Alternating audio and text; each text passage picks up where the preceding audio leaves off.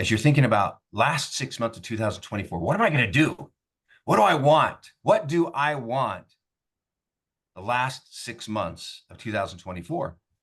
Because it's never going to come back again. Once we spend it, it's gone, right? This time that we have, what are you going to do with it? You just going to let it be like the first 6 months? Maybe that's what you want.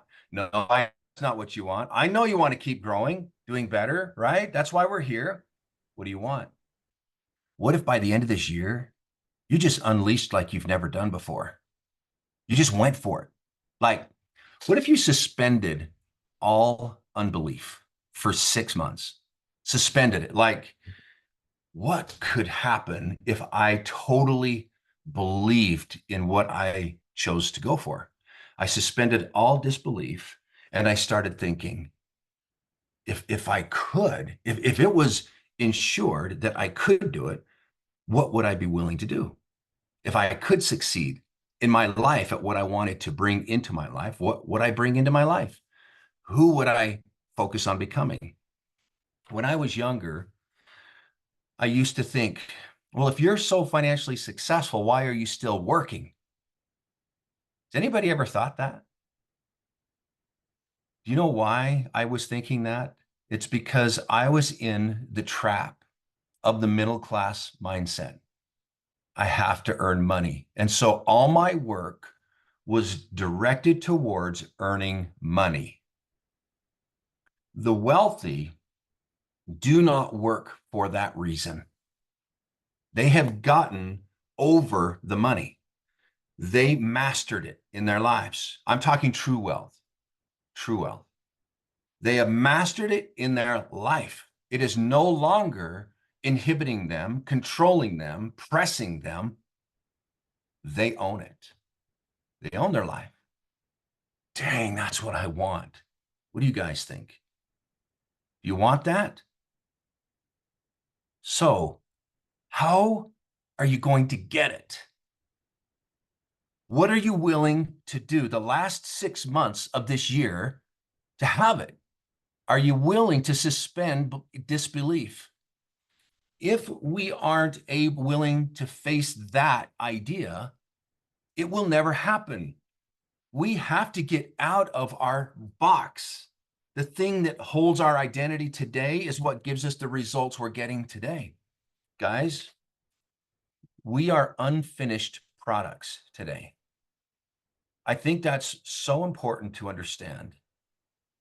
Most people identify themselves based off of the things that are around them today, and they put themselves in a box and saying, this is who I am. This is what I'm destined for. They may not say it. They may not consciously think, but they kind of believe that. Your subconscious is your neural system. It's the way that it has been programmed within ourselves to what we believe who we are. Whether we intended that to be the case or not, when we're little kids, it's like the subconscious mind is right here and the conscious mind is up here. And the conscious mind is completely removed when we're little tiny, and it's all subconscious. So whatever is being planted in there creates our identity the first couple of years of our lives. And then we start to build the conscious mind, our own thought systems, and what we're willing to allow in and not allow in. And then emotions start driving what we're thinking about. Emotions drive and impact that neural system of our belief. And so as we are beginning to evolve, we start getting this feeling of who we are, what we deserve, what we expect in life. Challenge I want to give everybody that wants to make an impact. People are in their lives and they're in this circle, the circle of belief. And they know what they want is outside of what they expect, but they want and they hope. Most people are in here and they don't know how to break out. The process of creation always, and we all know this, always begins with what we formulate in our conscious mind and are willing to turn into reality emotionally and start to drive into our neural belief system. But that is a process that takes incredible work. It can't be done by writing some goals down and checking back on them every now and again. It can only be done by immersion. Immersion is all in. It's who I become. It's what I am. And that is how you shift the neural system.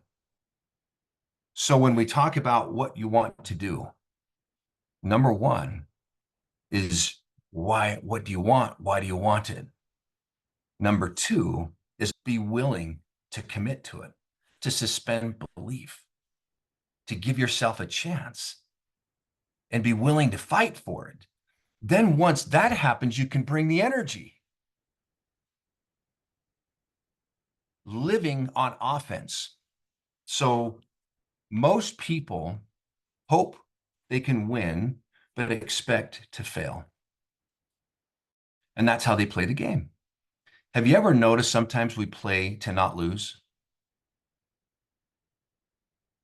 Yeah, you play to not lose. Most people, like, I'm going to not put everything into it so that just in case it doesn't work out, I still have a safety net emotionally, that I didn't put everything into it. So I'm not really a failure at it. That's been some of my justifications in the past. When I operate that way, it usually operates that way. Right? As far as the results go, I don't get them. When I go all offense, that's when things begin to change. My goal is to develop leaders, develop people who can understand the process of creation, who can set goals, suspend disbelief, know how to validate, know how to stay on top of their goals and start to evolve and change and get the results that they want in their lives and help other people do it. And that's the game.